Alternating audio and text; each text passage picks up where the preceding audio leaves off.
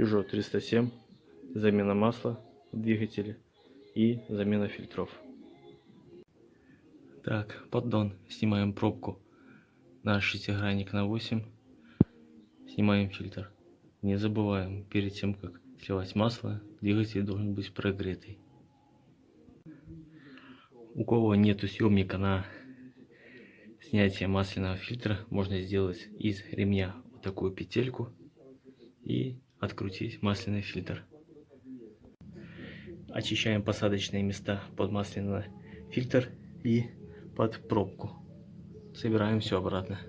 Перед установкой нового масляного фильтра не забывайте смазывать машинным маслом, моторным маслом резинку. Это облегчит его откручивание дальнейшее.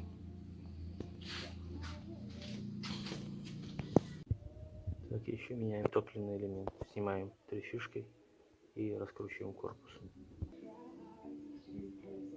Так, поменяли топливный элемент.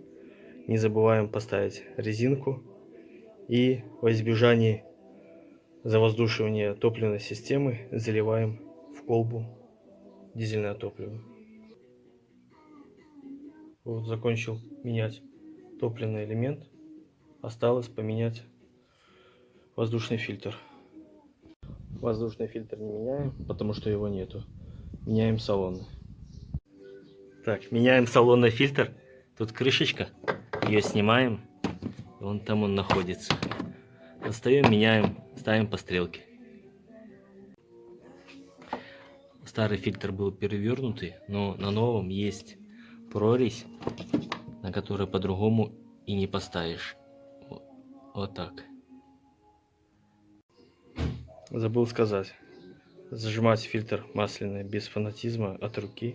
И если все-таки машина завоздушилась, то откручиваем колпачки на форсунки, тем самым выгоняем воздух. И все, машина заводится. Как шумит подшипник ступичный. Круто.